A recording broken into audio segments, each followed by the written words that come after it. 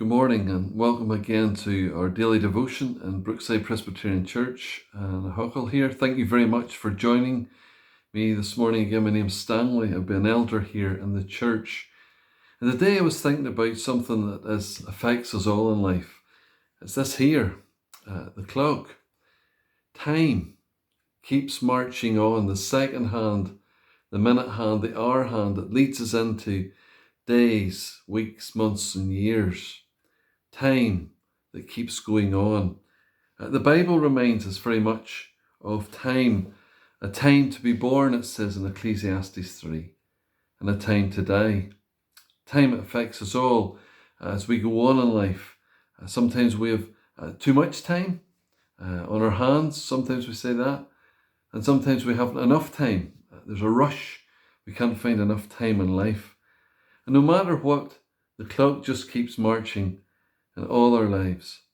How are we to think about time today? How are we to think about your time and my time we have in life? When we're in the flush of youth, in our teenage years, we seem to have lots of time.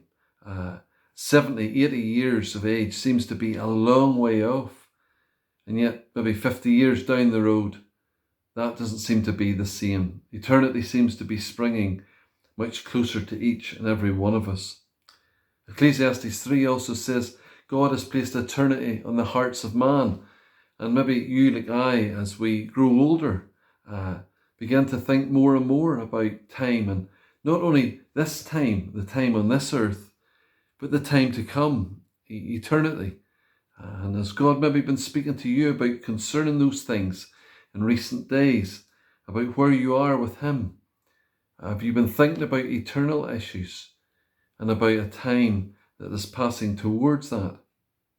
It also tells us in the Bible in James chapter 4, talks about our lives are like a mist. If you ever go out in the morning and there's a mist out around you, a mist that you can't see things just as clearly.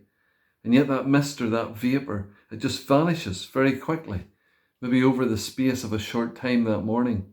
Or you're boiling the kettle for a cup of tea, cup of coffee, whatever you like in life. And you watch the steam rise as the kettle comes to the boil. But within a matter of seconds, that steam evaporates and it is gone forever. It's a bit of a reminder, like life. Life is here for a season, a short season often, and then passes by. I want to read you from 1 Peter 1, verses 24 and 25. And this short passage, it says here, all people are like grass. We certainly see the grass in the fields around us. But remember, this was written also in a Middle Eastern context. All people are like grass, and all their glory is like the flowers. The grass withers, and the flowers fall, but the word of the Lord endures forever. Very like our lives. How the grass rises up, the flowers of the fields, we see them for a short season, but then the grass withers, falls, just like our lives. And we're also reminded in 2 Corinthians chapter 6, in verse 2 says, now is the day of salvation. Now is the accepted time. Now is the time to come to Christ. Now is the time to give your life to Him. As a Christian today, time, what are you doing with the time that God has given you? What am I doing with the time that God has given to me? Am I using the time correctly for Him? Am I spending my time wisely?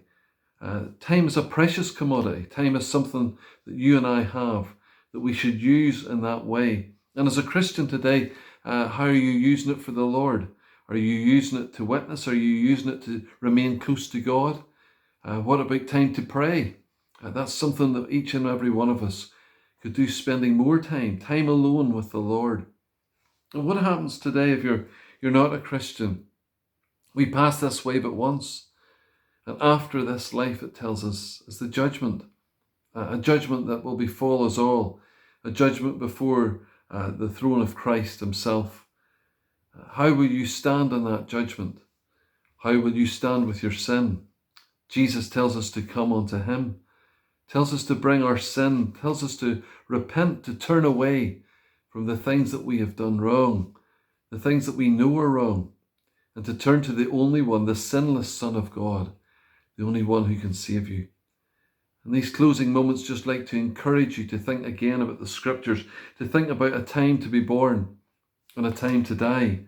And as you watch the clock, as you maybe see the watch in your arm, or you will look at the clock face and see the hand going round, the reminder of time in your life and in my life. Can I encourage you to focus today on that?